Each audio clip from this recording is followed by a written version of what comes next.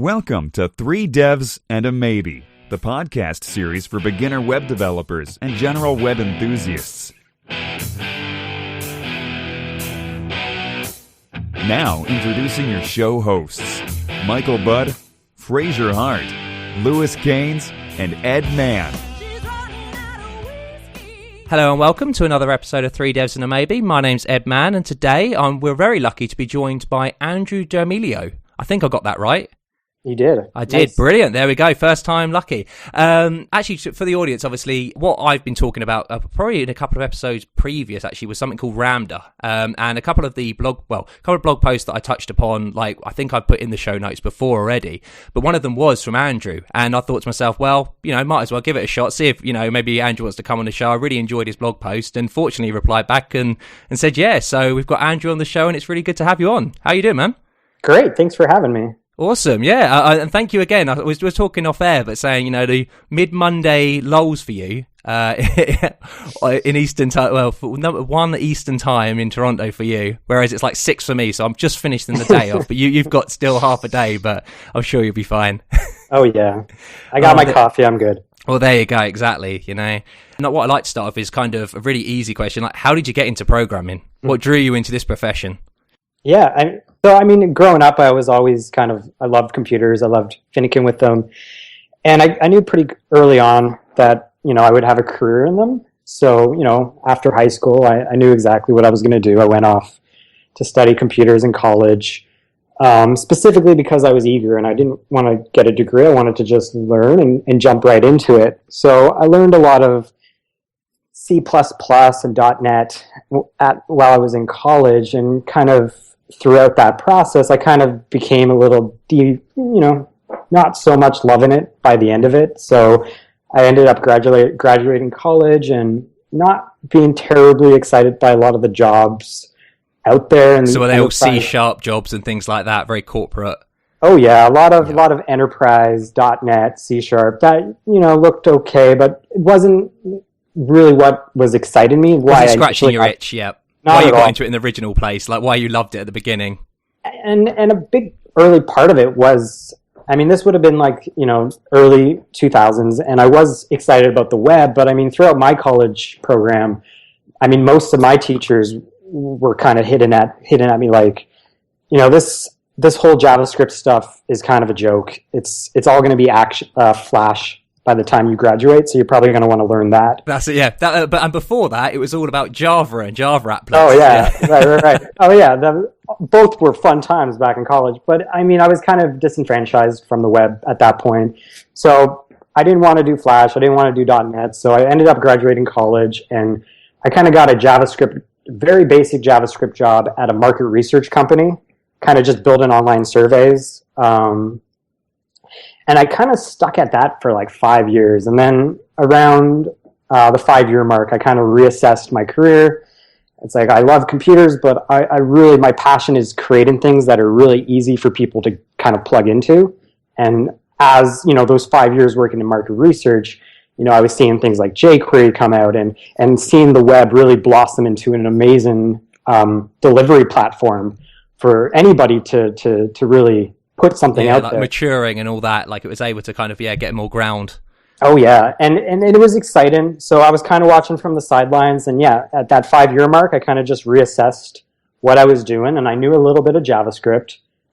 Didn't know a whole lot because I wasn't doing too much crazy stuff with it in my online survey job. But I ended up, waking up one day and kind of just quitting that job and taking some 6 months off, and I kind of just locked myself in my basement and forced myself to learn AngularJS because I saw there was a lot of job opportunities in Toronto around the time related to that. So I took a chance, and a year and a half later, I'm working at a JavaScript consulting company, Wrangle.io, out here in Toronto, and it's been a blast. That's awesome. So what resources then did you, because like in those 5 years, what type of JavaScript were you dabbling in? Was it just vanilla JavaScript? Was it like high level, like jQuery, etc., backbone stuff, or was it just little bits and bobs?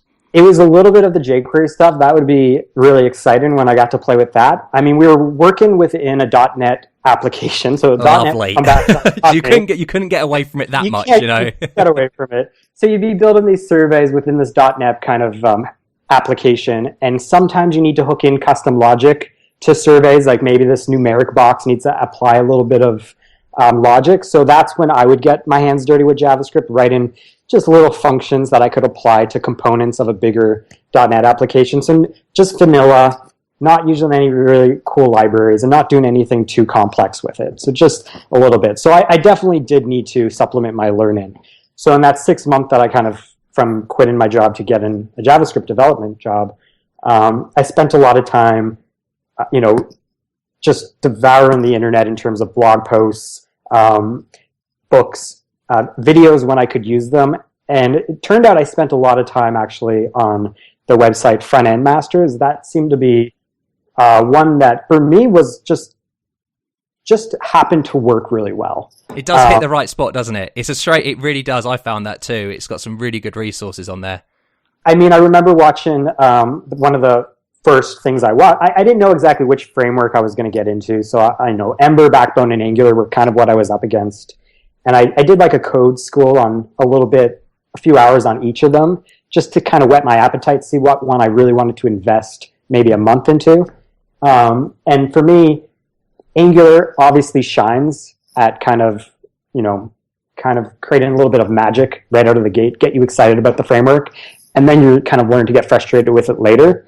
But that's just a good time to augment your understanding of the framework too. But so I utilized Angular just because it seemed to work really well. It did a lot of cool things for me, and it also was very opinionated. So in a way, I was learning all these really important JavaScript best practices that were kind of being forced on me through Angular. But this was a really good opportunity. I didn't know this at the time, but to kind of learn what all these high-level things like dependency injection and unit testing and all these specific factories and services, like all these cool ideas, singletons, that I would have kind of like maybe stumbled on if I didn't attack first. I mean, that's a really interesting you say there, where you say, that it is opinionated. And actually, I feel, some people really don't like opinionated frameworks and things like that. But as you say, like going into a language or even a brand new paradigm framework, stuff like that, it is quite nice to just know, okay, this is how you're doing it. And, again, picking up those good practices that way. Oh, exactly. And that's exactly what I wanted. I didn't know, and I needed somebody to tell me what I need to know to build great Angular apps, but then to also take that with me to other frameworks or vanilla JavaScript later on and be able to apply those same concepts. For me, Angular nailed that for me, and that was really awesome. So are you still using Angular then in the day job at Wrangle.io? That's the de facto framework of choice? So when I started here, that was majority of what we were doing, hybrid mobile desktop in Angular. Over the last 6 months or so, we've definitely started to do more React work. So we're kind of split down the middle now in terms of Angular side of things, and that Angular side of things also does encompass Angular too.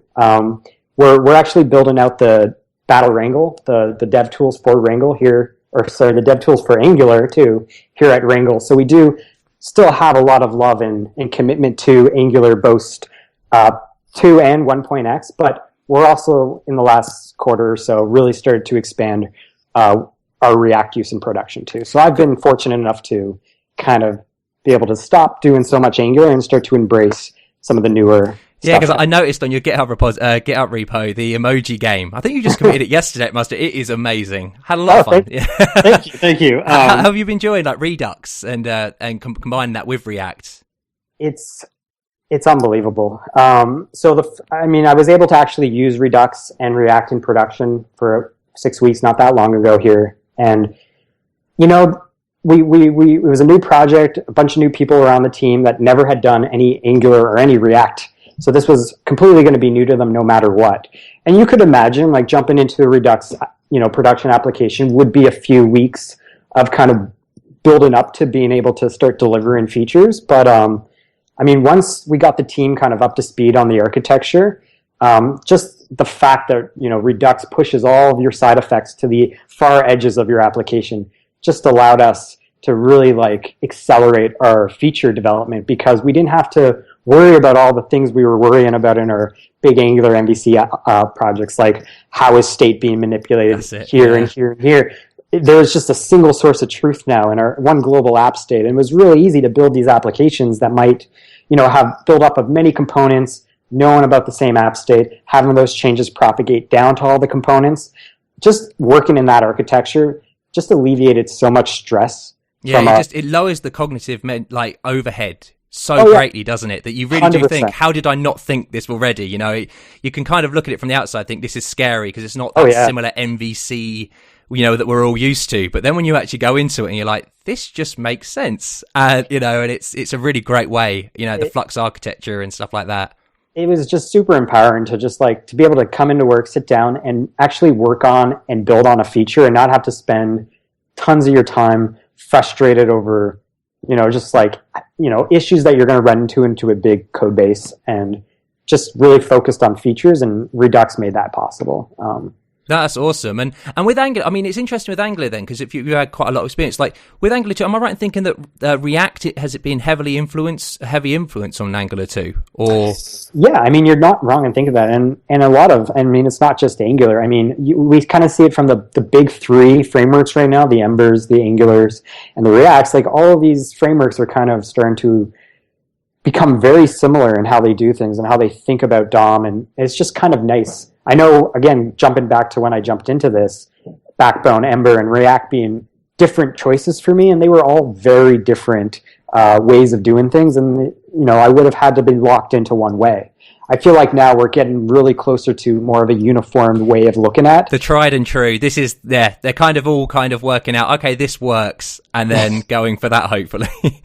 And you definitely see things that are kind of being shared between all of them. Like you definitely see influence of Angular's animations coming over into React, and you see a lot of Ember's kind of error messaging and its philosophy on non-break-in version updates coming over to both as well. So you're starting to see like the best qualities of these frameworks becoming shared amongst each other, which is really nice. And a good example of that is like routing from Angular to Ember to React. There's kind of like this familiar thread going through them all, almost like they're all sharing some high level of the same idea of routing, which is really nice to be able to pivot between projects, because you don't always have control on the framework you're working on. And it's nice to not have to completely rejigger your mind every time you jump into a new framework. No, I can imagine that. Yeah, specifically, if you're going from an Ember app to an Angular app to then a React, and it's nice, as you say, to have that familiarity that you can share across all these projects. Mm-hmm. No, absolutely. And I mean, so like with the JavaScript stuff, then, like, do you use any back-end technologies? Or is it primarily all JavaScript, even on the server? Yeah, we're a full stack JavaScript company, so we embrace it from the top to the bottom. Brilliant. That's awesome. And I suppose so then actually talking about the kind of thing I would love to like mention now is the libraries. So obviously we've got like these frameworks and things like that, but then the libraries such as Lodash and Underscore, and I'm sure that when you mentioned Backbone, one of those obviously was Underscore at that time, and then jQueries and all this, and now obviously now Ramda's come on the scene. And I don't think, I learned about, and I'm not sure when I don't know whether it's the same if you've been talking about Frontend Masters, is that I learned it from the hardcore functional awesome. Frontend Masters course. And that was wow, I have to look at this. This is mind-blowingly awesome. The whole course was absolutely amazing. Shout out to Dr. Boolean. He does an amazing job really making those ideas really digestible. And that was my gateway into it too, through that Frontend Masters course, Hardcore Functional Programming. A great course. I recommend it. I think I actually ended up seeing one of his YouTube talks titled Underscore You're Doing It Wrong, which I also highly recommend. And that kind of led me to the Frontend Masters stuff. But for me, that's actually where it kicked off. Taking that workshop. Well, it's funny because I started that workshop, and I think I got through 2 videos until I kind of had to step away and was like, this is kind of going over my head. It's slow. You start off thinking, okay, and then wow. And it all just topples over thinking, I now need to go back and really go through these concepts again. Yeah. So, when I first approached that course, I still, all the way back from my C days, heavily used for loops for mostly everything I did.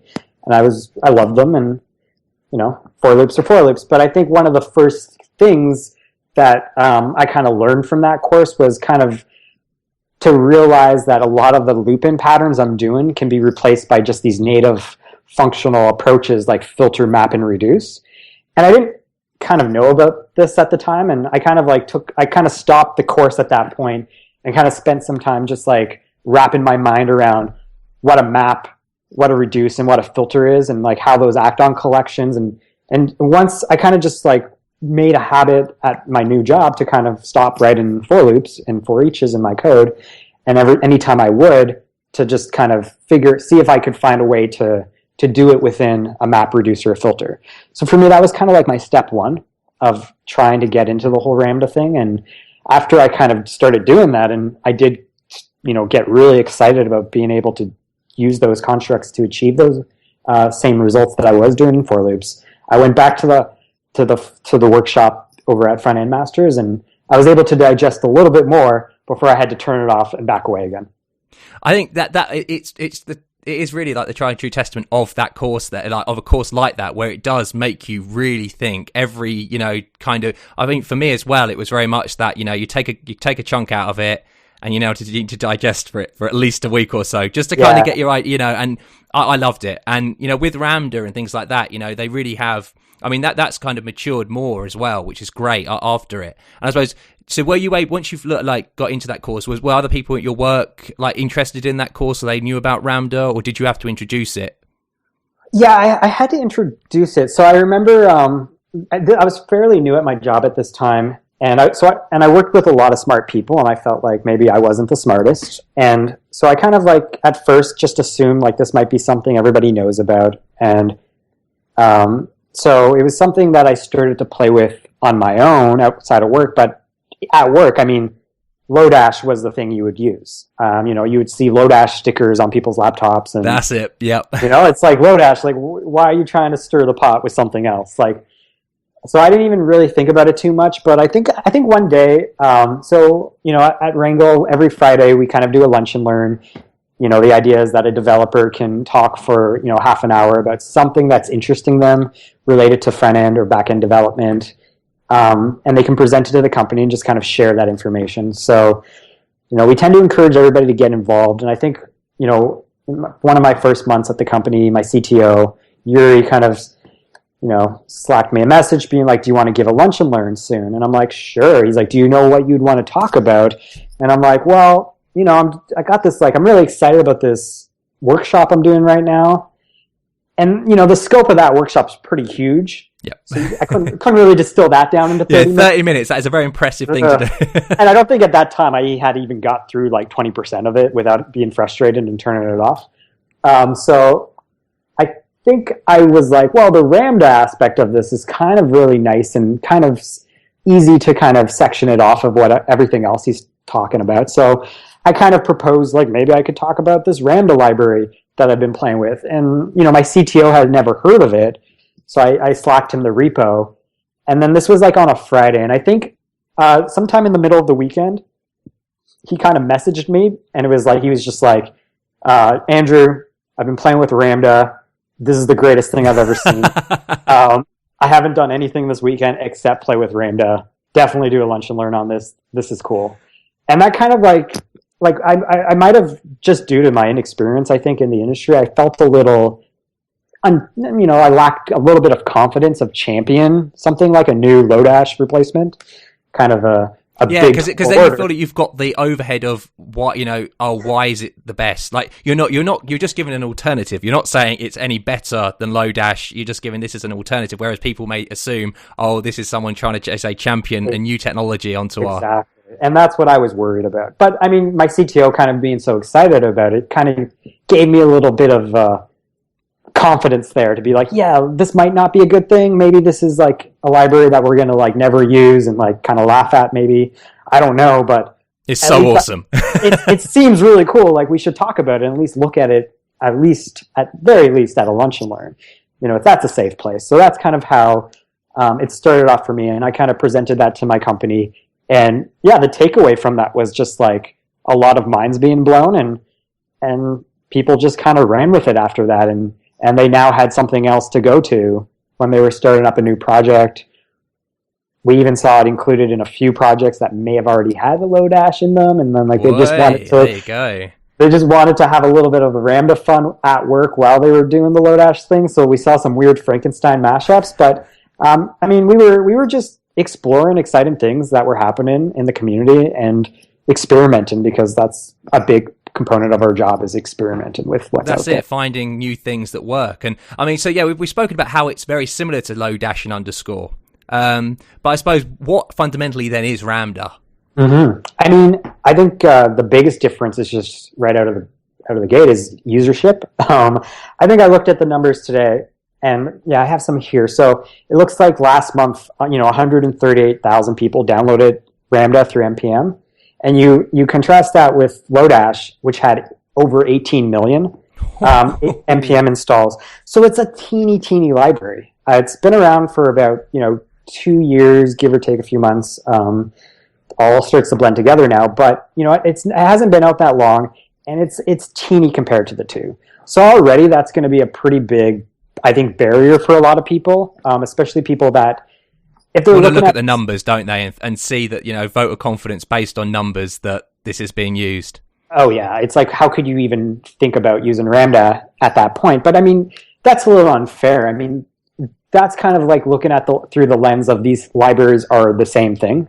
Almost more of a Lodash and underscore comparison, and really they're fundamentally different. They do encourage two completely different styles of functional programming. Lodash and underscore are very similar, and in a lot of ways they can be drop-in replacements. You can kind of switch one code base to the other without too much pain.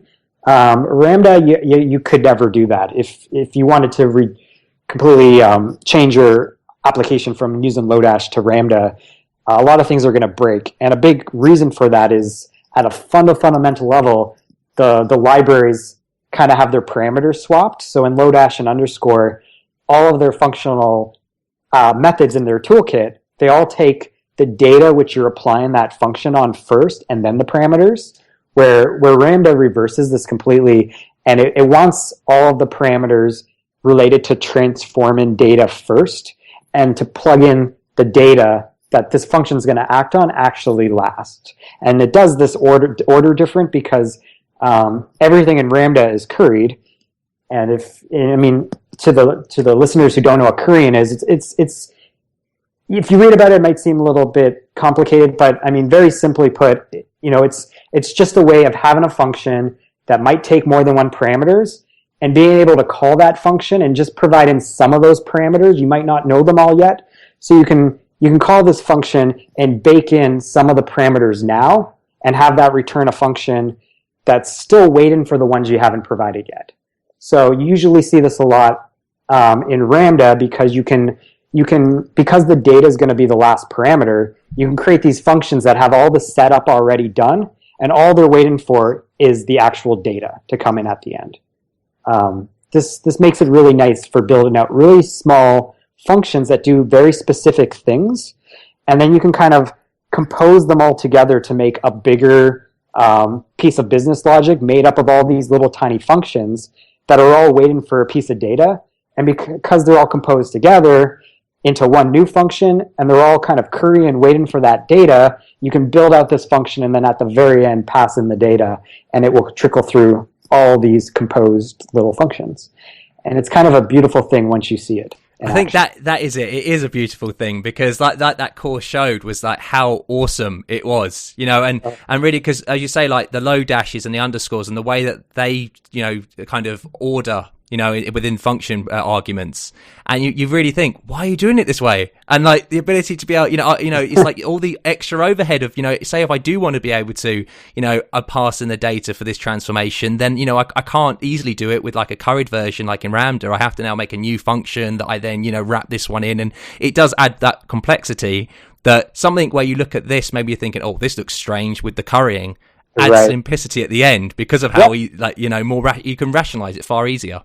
Right, and I mean, you could do a lot of that stuff in Lodash and underscore with like the chain-in methods, but you end up with a lot of this dot chain-in syntax, which usually has to like use kind of wrapper functions, and you kind of strip all of that away when you're just like embracing composition of smaller, pure functions. And that is really the big difference. Is it doesn't in a way it does enforce this new way of thinking about kind of writing your code, which is to utilize the functional composition idea, which is kind of like the big split off between the two. So it's really, you need to like want them to be doing that type of thing. Otherwise, you're going to probably want to stick with.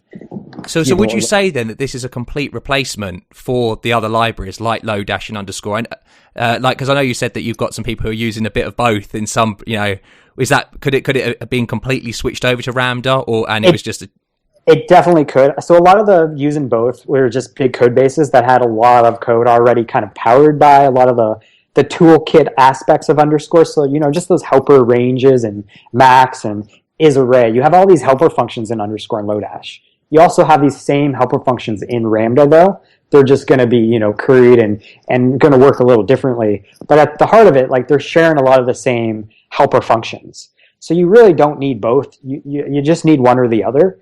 So a lot of the greenfield projects we kicked off, either back end or front end, we got to a point where we were just including Ramda. And it really was a personal preference to the developers on the project. It's not to say that we only used Ramda in production, but we actually had a lot of projects that people opted to go with the Ramda and not use any underscore or Lodash. So cool. It was super cool seeing that. And of course, we had some that did have both, but that was mostly just to not break the whole application. Legacy, I suppose, yeah. So legacy. And they were just so excited to use Ramda and to optimize some areas of their code around that style of programming that it seemed like a benefit. So how did you find that the code actually looked? Was it easier to read, easier to write? Like, once you got your head around Ramda and how it works, it was easier. It was definitely easier. So it seemed before we were writing a lot of these like kind of imperative functions that were just like really big and doing a lot of things. And Ramda really helped us kind of compartmentalize some of that logic into just small little specific functions that did some specific transformation. An example of this could be, working with kind of like a payload from the back end. We'd get some big data JSON, and all we really want to do is like pluck off certain keys off that object and maybe strip off, some other things and do some transformations on some properties. But at the end, we just want to take that big JSON, do some transformations, and kind of reduce it down to something we want to use in like a profile screen or something. So using Ramda just made it really easy to create really specific functions that did some of these operations, like pluck off the user object from some other object. And then we would have that, and we could reuse that throughout other kind of endpoint utilities that would need the same thing. And at the end of it, we just kind of building up all these little functions that we would compose together and push kind of the payload through. And then at the other end would come the massage transform data that we need to do something with, like a D3 chart or some type of templating. So it really helped to get rid of these big kind of messy functions into small, really pure functions. And, that's great on the surface. That makes it really easy for somebody else to come in. And, if they need to change like the sorting of some to-do list that we kind of chopped off, it's really easy to just to find the one function that does the sorting and just kind of change it right there. And it's being composed later on. And it's really easy to just kind of make little small tunes and changes to like your bigger functions.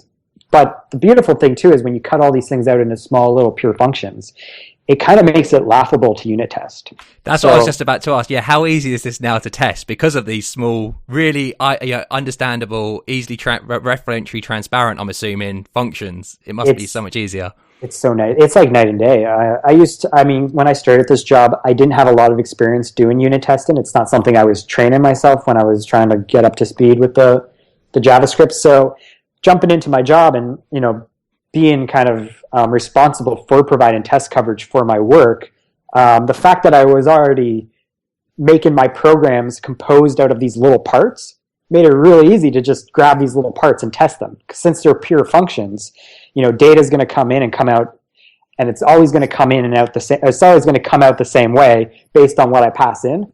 So these unit tests are really easy. If I'm unit testing a very pure function, I know exactly what it needs to do, and the assertions that I have to write around it are very predictable and just very easy to reason about. And that's one of the great things about Ramda, isn't it? That it does favor immutability, and it doesn't change your data. It will give you a new copy, which again for testing is beautiful, because you then, and also for rationalizing, someone who's using this library, you now know, okay, it's not going to do some funky thing within there. It will be giving me a new copy. Exactly. And I was just wondering, because you're saying about these small functions, how do you, because I mean, if you've been doing it in production, at scale, within a small confine, like what I've been doing, playing around with it, just in like a little workbench kind of examples, playing around. I was wondering, how do you structure such an application? Is it just very heavily modules, exporting functions that way, and that kind of thing? It's definitely evolved. So I think at the start, we kind of were seeing a bit of a spaghetti code mix of, declarative functional styles kind of being mixed in with OOP. So it was kind of like a little bit of both. It was just like you would sprinkle the Ramda some places, which was a little weird at first, but then we kind of started to get to this like, let's build all these utility functions that kind of will import this functionality so we can, reuse it, make it easy to test outside of our Angular controllers and services, kind of have a little bit of a separation there.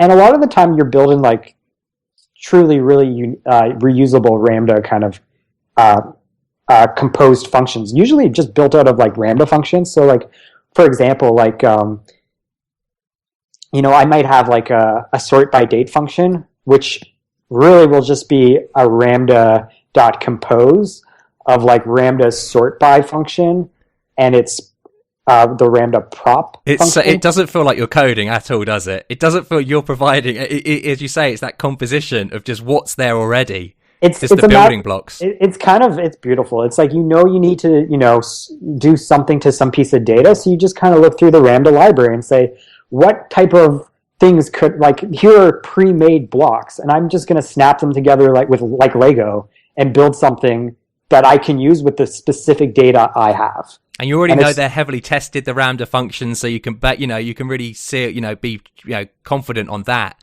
And as you say, you're not just reinventing the wheel all the time with, like, say something like a sort by date or something. Exactly. It's you save so much time, and then it's really easy because, like, I might be sorted by, like, a prop like due date, and like maybe the sort needs to now sort by some other item in that object. So like if somebody's got to augment that, it's really just a matter of changing one parameter that's getting pushed into the sort by date. It's really like easy to see that. It's not like you have to like look through kind of like nested if statements and make sure you're changing the same thing in two places, or you don't have any of that like kind of boilerplate code wrapping. So you kind of get away from a lot of common mistakes you get with sometimes maintaining code, which is really nice. So that's awesome. And have you found that you've used it more on the server side or the client side? Because I know it's probably more like, because we're talking about these data transformations, and I suppose you could kind of look at everything as a transformation if you really wanted. But have you found it favorable for the server or the client? Initially, we were excited about it as a front end library, and specifically for taking some type of JSON data and transforming it for something like D3. So in those cases, exactly what D3 needs. You know what you got from your backend. It's just how now can I easily do that transformation. And Ramda was like excellent for that type of task. So the big reason why we were kind of hesitant on the backend was we do a lot with promises. And initially, what that meant was we were writing our standard HTTP kind of get calls, let's get a promise, let's unwrap it, and then provide that response we got from the promise into like a Ramda machine, some bunch of composed functions. So it was kind of convoluted at a point where we had two operations pretty much: get the promise, unwrap it, and then pass it to Ramda. So my CTO was kind of not too excited about that. So I think like the second week of him playing with Ramda, he decided to send a pull request into the library, and he kind of got us It's called Compose P and Yes. Type P. I have to thank you then personally, because that is one of the massive sales for me. Yeah. So I mean, like we wanted this on our backend. We just like we were transforming our JSON data to D3 usable data. We wanted to do the same thing with our database calls, transform it for an endpoint, for example. It's very similar. We have some piece of data structure that we want to transform a bit and send it through to our front end app via our endpoint.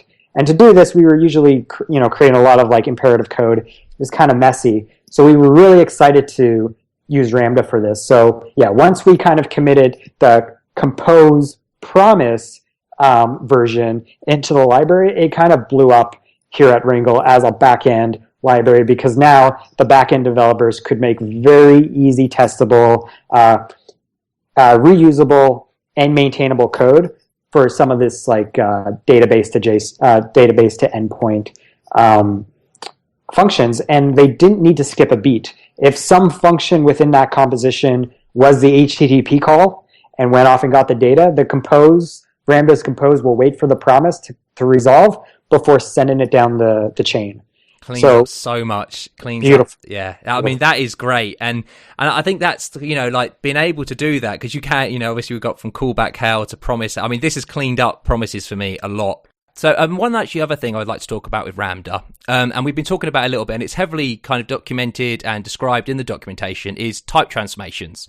And it's actually quite funny, because I don't know if you've been feeling the same way. What I now start doing is actually going higher level than the function and what that's doing, and just looking at transformations of types. And I'm just wondering, is that kind of what you've been thinking? Like, how do you kind of design or think up a design, or kind of how you're going to build like certain functionality using Ramda? Is it going straight for the what calls you're going to be doing, or does it that you do go into thinking, okay, I want a type that's probably going to return that to that, then that to that, and think of this pipe as you would actually probably implement it in Ramda?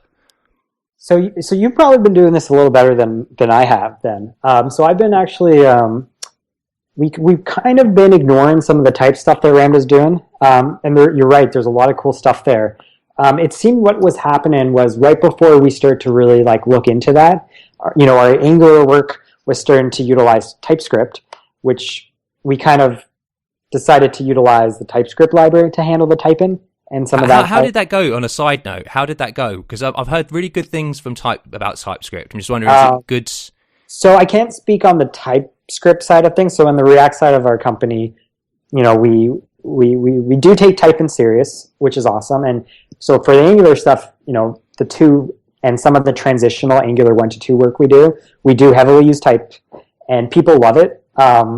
So it's gotten great feedback in terms of the people actually working with it. So on the React side of things, we've started to utilize Flow as our type check-in, which I personally have played a little bit with, and I really love.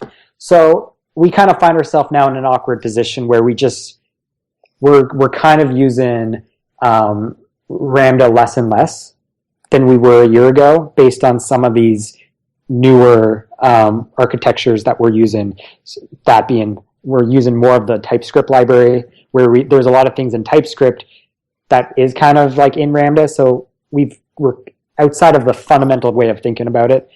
We've kind of lost that to TypeScript. And in the React side of things, working with like the immutable library and Flow and just like kind of native JavaScript map, reduce, and filter kind of gets us a lot of the way as well. So it's kind of like, interestingly enough, the last kind of, this is a podcast on Ramda, but I'm kind of in a weird area right now where I don't even know really too well how to utilize it too much in my current stacks.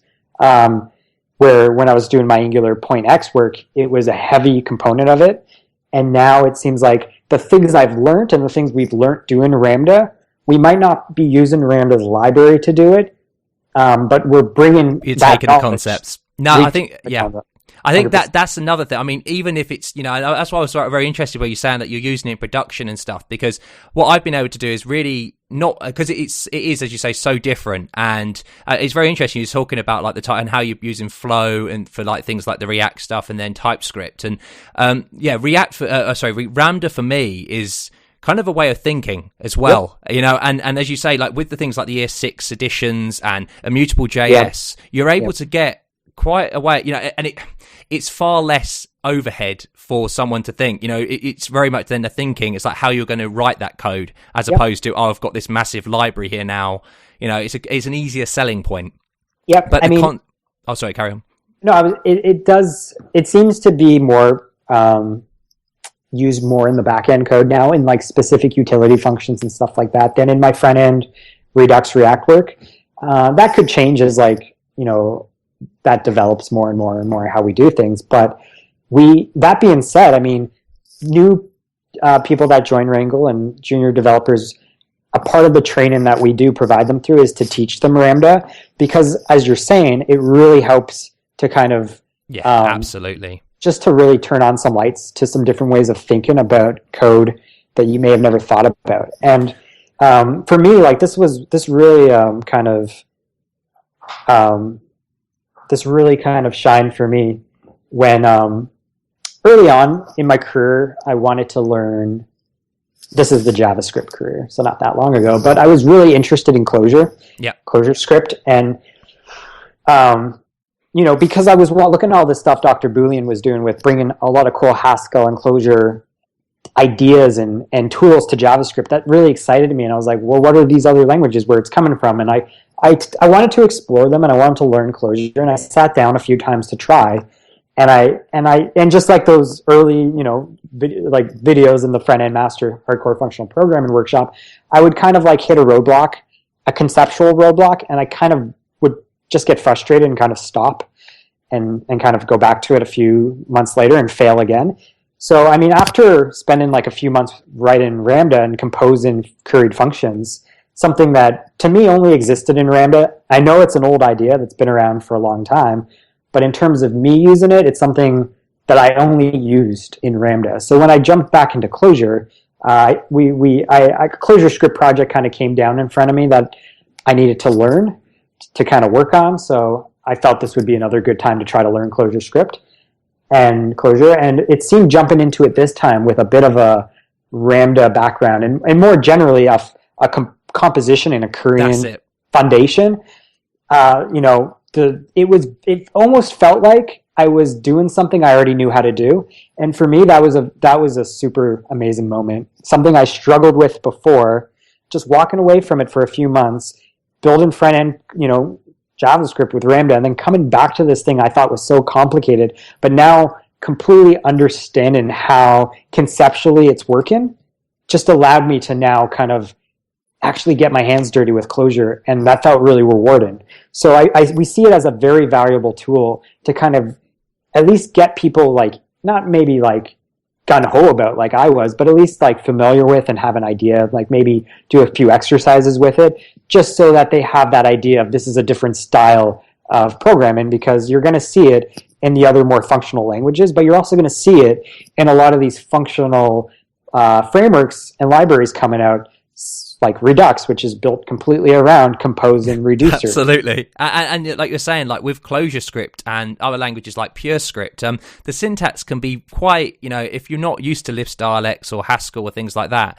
it's quite intimidating. And it's like you're learning that, and also you're learning these new concepts which they take for granted within those languages. And something like, you know, Ramda, where you're still able to use, you know, kind of have an escape hatch out, and I'm like, okay, this is just JavaScript. Okay, this is just JavaScript. Yep. Wow, this is mind blowing, but it's just JavaScript still, and you can still kind of, and that's what I really enjoyed about that video series was this is still just JavaScript. There's no you know transpiling here. There's no magic. There's no other languages. It is just JavaScript, and we're just using these libraries.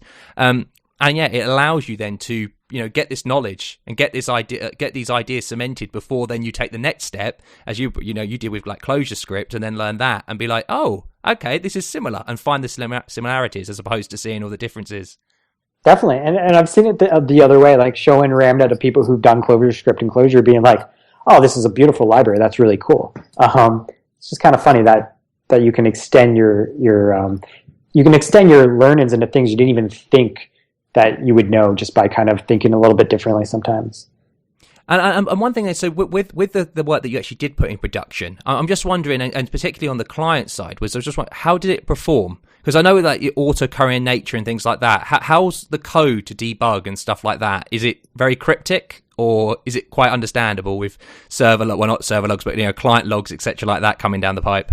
Yeah, it can definitely be a little bit more awkward, and that's probably, you could hit it as a negative. Now, there's ways around that and whatnot, but for the most part, we tended to not have too many bugs in our big, massive, compositions, because we're unit testing all the little parts that make it up. So we're kind of safe there.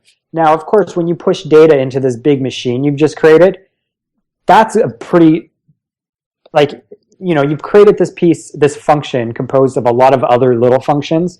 The little functions are tested, sure, but now that you're finally pushing data through this machine, the data might be not formatted correctly, something could blow up. But by kind of following this kind of pattern, you've really isolated in your code only one place where things can blow up based on the data coming in this massive function you've created composed of other functions. So sometimes I would just wrap that in a try-catch and kind of work around it like that.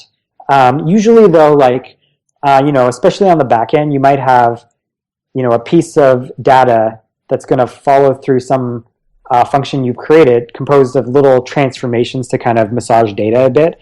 And, that might be made up of a bunch of little steps. And you can console log what goes in, and you can console log what goes out, but there could be a lot of things happening in between there, and there could be weird stuff happening. You want to just make sure things are going on correctly. So I found a pretty common thing we would do, and I think this did come out of the workshop, the Frontend Masters workshop, but the idea of creating a helper log pure function, which really just takes data and returns data. That's it. It does a side effect of whatever, and then goes back and returns it. Just goes back and returns. And that little side effect is just can be anything from a debugger to a console.log. Yep.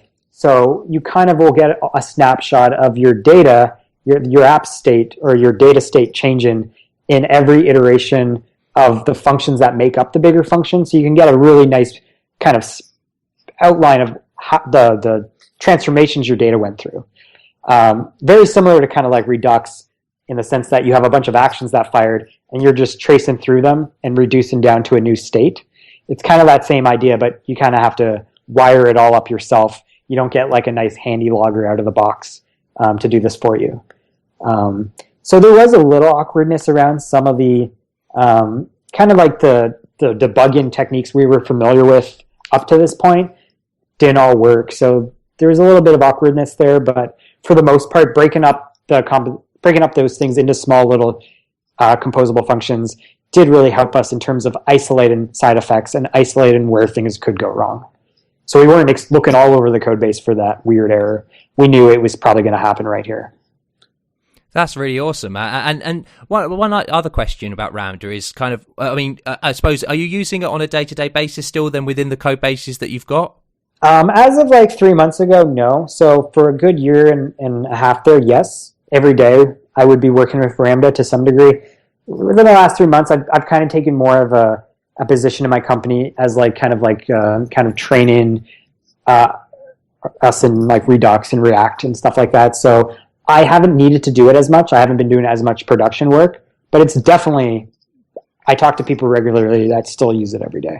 So, and I think that's cool though. I think I'm taking the same thing as you, where I don't know whether you've actually luckily and have persevered and actually been able to use it in production, and I'm thinking whether I'll be able to use it in production or not. I still think the ideas that it gives are so valuable that I think as you use with juniors, people coming into your company, you teach them at least a bit or an understanding of this to blow their mind a little bit, because that's the awesome thing about that's the best thing about technologies, is when it blows your mind and you're just like, this is insane.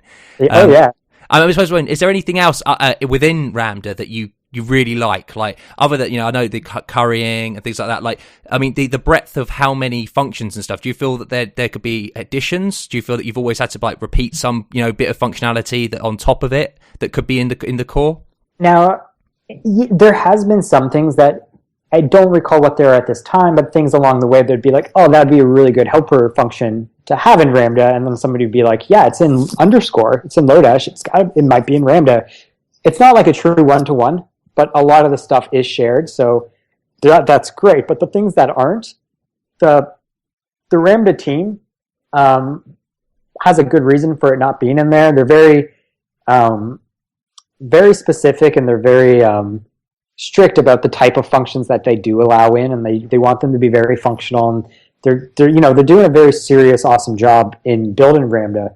So there are going to be some things that are missing. You might need to roll your own, and even if you think they might be great in the library, they might not get in just based on something those developers could probably talk better than I could about why they're not in. They have valid reasons for why they don't feel it should go in there. Oh yeah, and if there's something that seems so obvious, check the issues or check the PRs. There's probably somebody that did try to push it, and there's going to be like a really, really interesting probably conversation around it.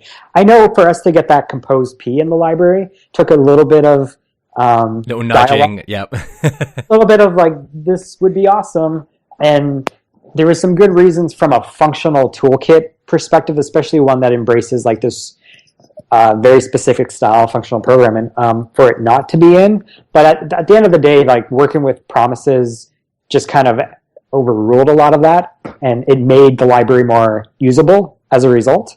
So, I mean, if you got a great idea, try to definitely get it into Ramda. It could definitely happen. But for the most part, there's something in there for every problem I need to solve.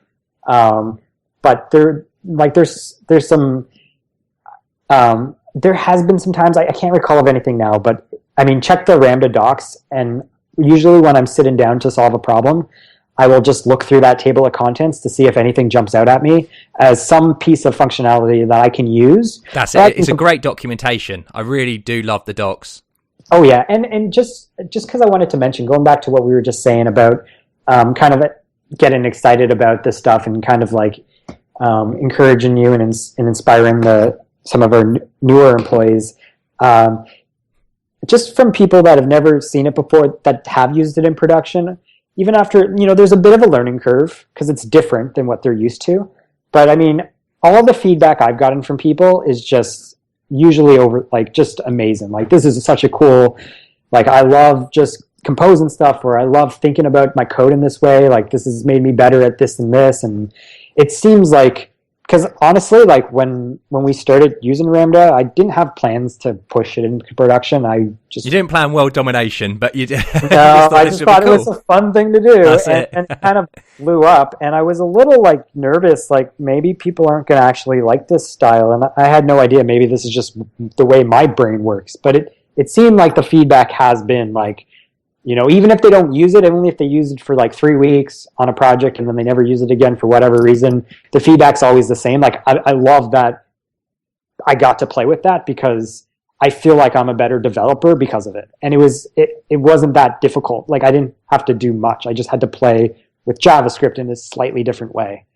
And it's been awesome, especially like now that I've started to do more React and Redux training here.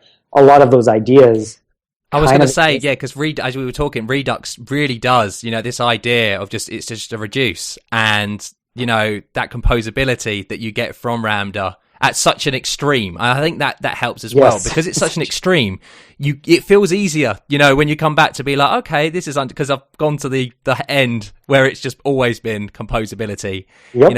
You can weigh it up and see the value of like, okay, do I want to be able to compose this? Do I not? Like, you're able to be more intelligent in your decisions because you've been able to do both.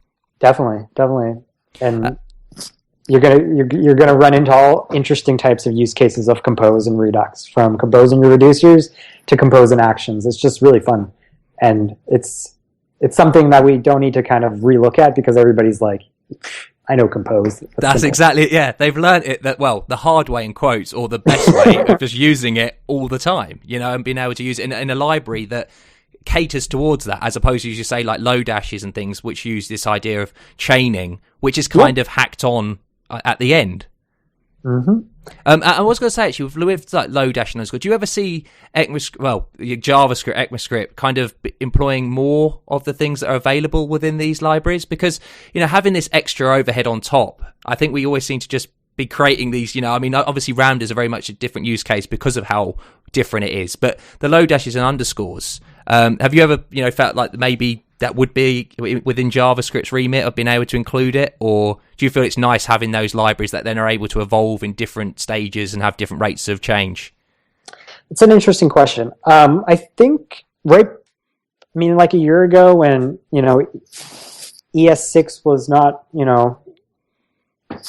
in yet, and it was just up and coming, and it was really cool, like the future. I remember looking at that and seeing a lot of like the bringing over of like the class syntax to kind of sugar some of that up, and I felt like there was like a lot of like OOP concepts kind of being introduced into JavaScript. And I remember at the time I was like really getting into all these like the specific style of functional programming in JavaScript that the Fantasyland spec people. That's it. Yeah, point-free programming. Point-free programming, all the stuff that Dr. Boolean's doing at Loop Liqueur, and you see in his repo like lenses and monads and all these really cool ideas. I remember thinking, I wish like JavaScript natively did a lot more of these things. And you know what? Like, who knows? Like, maybe ECMAScript is like a yearly release now. So maybe in the future you could see some of that. I mean, I'm happy we got native map filter reduce. Yes. So for me, that's a huge win, and for me, that's a lot of what I'm doing now, especially in my React work. So I'm happy to see just even that. But in terms of all this other stuff, I think it's okay. I mean, honestly, like I feel like when I do mess with some of that Fantasyland spec, like maybes and futures, like these are really cool ideas. But like I don't know if they belong in JavaScript. Like I'm not the person who should really be figuring that out. But I love that I can be one of the people that pioneer it and try it out. That's it. Try it out and show other people. Absolutely. Yeah. I mean, like maybe this could become a really big thing. And I know, and like the functional programming buzzword within the JavaScript ecosystem has definitely exploded. And there seems to be a lot of interest there, especially a lot of these like new frameworks and libraries coming out, and us existing also with ClojureScript, not that far away from us. They're compiling down to us. They're doing a lot of cool things, and a lot of what they're doing is implementing a lot of these, let's call them hardcore functional programming techniques. So we see it on the other line. So if you really wanted to, you could jump over, do some ClojureScript, and kind of be in that world. But I could see JavaScript kind of being shaped over the next few years on some of the like what's happening in a ClojureScript space. And I don't want to say anything that's not accurate, but I do believe Dan Amaroff was a little bit inspired by a lot of the dev tools that were happening in the ClojureScript space, and he wanted to bring some of that enjoyment and lack of frustration in their suites into JavaScript. So I think it's very likely we could see some of it trickle down as it's pioneered and used and explored more so these other Elms and ClojureScript-like languages. And then maybe the spec writers, as they play with that, will kind of... That's it, they'll find it, they'll allow it in. No, yeah. Well, that's brilliant, man. Thank you so much again for coming on the show and taking the time. Nope. And, I hope, the rest of your day goes well. And it's been a really great episode talking about Ramda and actually a lot more other things as well. I mean, it'd be great to get you on again to talk about Angular and ClojureScript and all these other cool technologies. Because I think, as you say, Ramda really chucks you in at the deep end within the JavaScript kind of functional thing. But then, exploring other languages that compile down to JavaScript, like, the ClojureScripts and TypeScripts would be a really great discussion point. Definitely. I would love to come back and talk about those things. Awesome. All right, well, audience, it's been another great episode. We'll speak to you next week. Goodbye. You've been listening to 3 Devs and a Maybe. You can contact us at contact@3devsandamaybe.com or follow us on Twitter at 3 Devs and a Maybe.